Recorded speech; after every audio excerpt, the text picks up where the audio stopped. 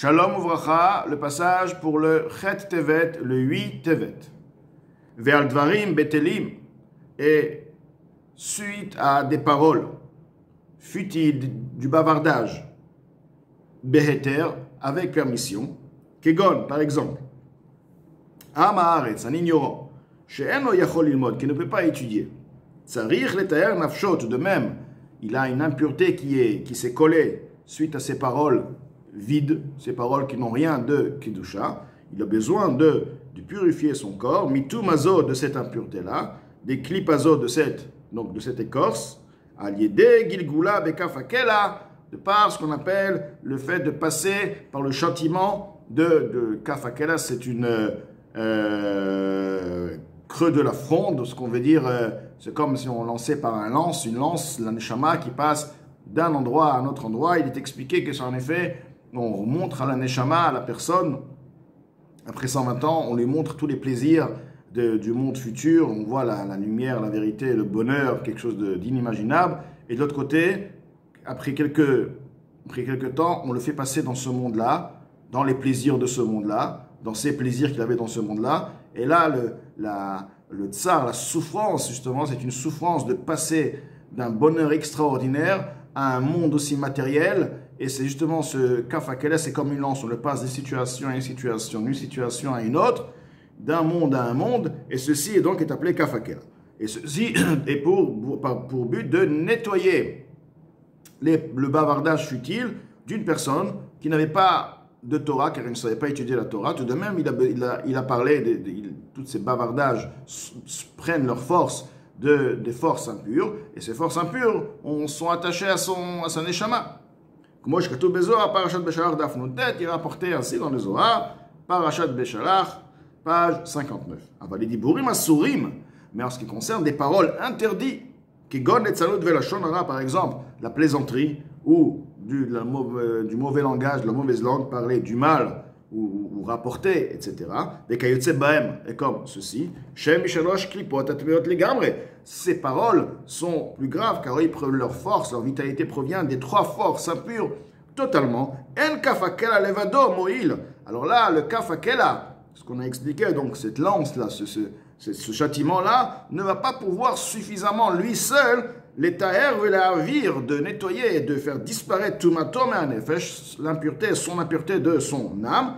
Rak tzricha lered le genom. Alors là, elle aura besoin pour être nettoyée de descendre dans le Gehinom, ce qu'on appelle l'enfer, car l'enfer a pour but de nettoyer l'âme de toutes les impuretés, donc pour pouvoir se purifier de ces impuretés, de trois forces impures qui se sont collées à son âme suite à ses paroles interdites. De la même manière, celui qui peut étudier la Torah, car il sait étudier à son niveau, mais il y a des passages qu'il peut étudier. Et il prend son temps d'étudier, il s'occupe de choses futiles. En kaf akela levado. Alors là aussi, le kaf akela lui seul n'est pas assez suffisamment moïl, ne va pas être aidé, si on veut aider les nafsho pour son âme, les marka pour la nettoyer, ou les akecha et de la rendre limpide, rakonshim chamorim, alors ça sera des punitions graves, shema anishim al bitul Torah, qu'on punit suite à ne pas avoir étudié la Torah, bepratou de manière particulière. Milvad oneshaklali, à part la punition, le châtiment général, les chol bitul mitzvah tassé, pour chaque non-accomplissement d'un commandement positif, la personne devait faire telle mitzvah avec les téphilines, manger Shabbat, il y a une mitzvah de manger Shabbat, etc. Le lulav, etc. Toutes les mitzvot qui sont positives et la personne donc ne les a pas réalisées. Mechamat atzlut, suite à une paresse, il était paresseux, il ne voulait pas se fatiguer. Alors là, la punition se trouve dans Begeinom Shel Sheleg, et le châtiment dans l'enfer de neige. Comme car la neige représente la froideur, le froid, et la personne qui est paresseux, il est dans un état où il est pas chaud pour la chose, il a une certaine froideur à la mitzvah, donc il est puni dans un Geinom Shel Sheleg, comme expliqué autre part. Celui aussi qui étudie les sagesses des nations servant les excréments, donc de manière générale, toutes les sagesses qui ne sont pas les sagesses de la Torah. Ceci, effectivement, est une sagesse. Il n'est pas en train de dire des histoires, il n'est pas en train de... Mais tout de même, ceci est considéré dans le cadre de paroles futiles. Les Inyan Avon Bitul Torah, en ce qui concerne le fait de ne pas avoir étudié la Torah, car il aurait pu étudier la Torah à ce moment-là. Et au lieu d'étudier la Torah, il s'est investi dans une étude profane. Comme il est expliqué, est écrit dans les lois de Talmud Torah, de l'étude de la Torah. Davantage, il y a encore un point de plus, un surplus. Yetera, Tumata, Shel Chochmat, Aumot, l'impureté de la sagesse des nations servant les excréments, donc les sagesses profanes, où on a une impureté plus grande, Al-Tumat, Varim Betanim, plus grande que l'impureté de celui qui parle des paroles futiles. Pourquoi? Celui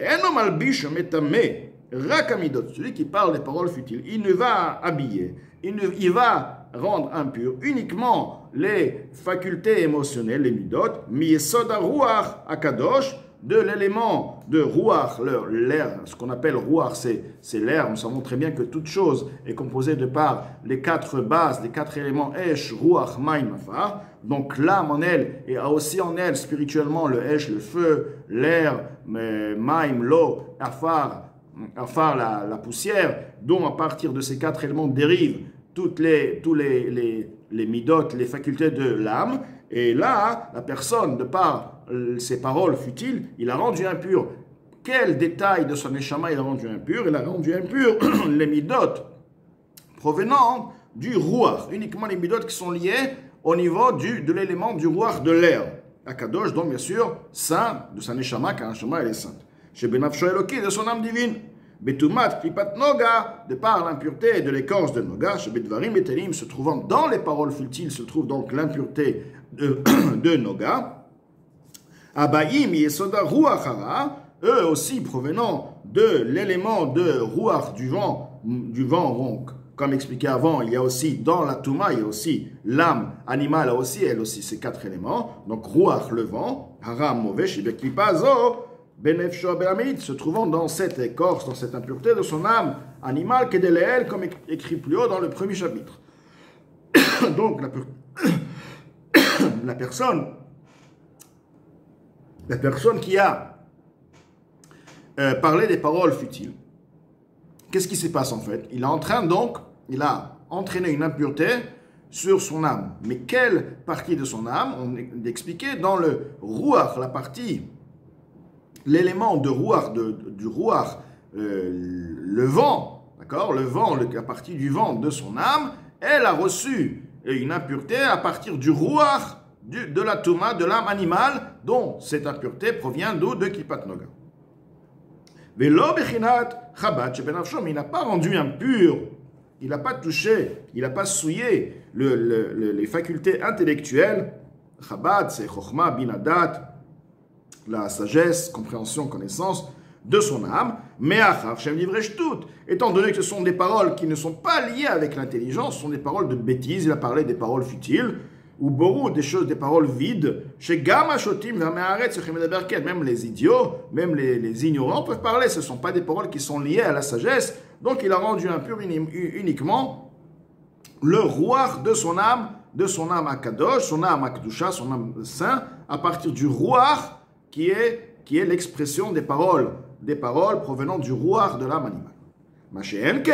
Mais ce qui n'est pas ainsi, Bechochmat Aumot of de Gilulim, la sagesse des nations servant les excréments, les nations du monde, Humalbish, Umetame, là, lorsque la personne met sa tête et étudie des sagesses profanes, à ce moment-là, il va vêtir, il va souiller, Bechinat Chabad, Shebenafsho, le niveau intellectuel de son âme, car nous avons de l'âme en elle les émotions, les facultés intellectuelles, les facultés émotionnelles. Donc là, il va rendre impur les facultés intellectuelles de son âme, chez Benafsho Eloki, de son âme divine, Betumat Klipat Noga, de par l'impureté de l'écorce de Noga, chez Bechochmot Elou, se trouvant dans ces sagesses là, chez Naflou Shama Bishvirat Akelim, où ils sont tombés dans dans ses chokhmot, dans ses sagesses, lors du brisement des réceptacles, du niveau arrière de la sagesse de Kedusha, qui a donné des reines comme il est connu, pour ceux qui connaissent la sagesse, chen, chokhma, nistar, la sagesse secrète, ce qui veut dire que lorsqu'il y a eu le brisement des réceptacles avant la création des mondes, il y a eu donc ces lumières qui sont descendues suite à un brisement de réceptacle, c'est-à-dire un réceptacle de Kedusha, bien sûr, tout était Kadosh dans Olam HaTohu, et ce brisement a permis de nourrir et de donner une certaine force aux forces de l'impureté, et à partir de ces lumières-là, toutes ces sagesses ont pris jour, ont pu exister. Donc ceci ne change rien, parce que de toutes les manières, cette sagesse aujourd'hui provient de l'impureté qu'il a absorbée. Et la imken ose otam. Mais alors, il y a une exception. Si la personne étudie ses études profanes, car d'homme l'achtorbaim, en tant que hache, ils les utilisent comme une hache pour couper avec des haïnou. Que veut dire une hache pour couper? Ceci veut dire que dès l'itparnès même, pour avoir à partir d'eux une parnassa, avoir une opulence matérielle, avoir ses besoins, berevach de manière large, la vod d'Hachem, pour pouvoir servir Hachem. Donc il va faire ses études, pour pouvoir avoir une bonne parnassa, pour pouvoir faire grandir une famille dans la Torah et les mitzvot. Ceci doit être prouvé, car si cette personne effectivement le fait, donc il faudrait voir que sa famille suit la Torah, suit les mitzvot, étudie, et même lui-même, dès qu'il a un moment libre, il est dans la mitzvah, dans l'étude. Donc ceci, il a prouvé en effet la réalité de son intention, de ses études. Ce n'est pas juste donc pour avoir de l'argent, pour avoir un bon poste et pour avoir une belle vie. Donc ceci, c'est lui, et Akadosh Baruch Hu, Hachem pourra le tester et lui dire exactement pour quelle raison il a vraiment fait ses études. Quoi qu'il en soit, donc l'Admor Hazak nous explique que si la personne va maintenant utiliser ses études pour servir Hachem, ou alors il sait comment les utiliser pour servir Hachem. Par exemple, il va prendre la médecine pour guérir des gens, non pas pour avoir de l'argent, à part le fait d'avoir de l'argent, mais pour guérir les gens, pour aider les gens. Donc servir à Kadosh Baruch Hu, pour pouvoir étudier la Torah dans ce domaine, développer des notions de Torah suite à la connaissance de la médecine, etc. Ou le Torato pour son enseignement. Ceci est la raison du Rambam qui était médecin, le Maïmonide, le Ramban et le Nachmanide, Zichronan Vracha de mémoire béni, Vesiatan, tous ceux qui ont marché dans leur voie, chez Askubahem, qui se sont investis dans les études profanes, car ils ont utilisé ces études pour avoir une connaissance dans le domaine profane, pour pouvoir servir Hachem, pour pouvoir aider justement à travers ces études-là, pour pouvoir donner la halacha, donner la Torah, et avoir aussi une parnassa, pour pouvoir servir à Kadosh Baruch Hu. Ils l'ont prouvé, car la meilleure preuve, c'était des tzadikim, toute leur vie était uniquement pour faire avodat Hachem.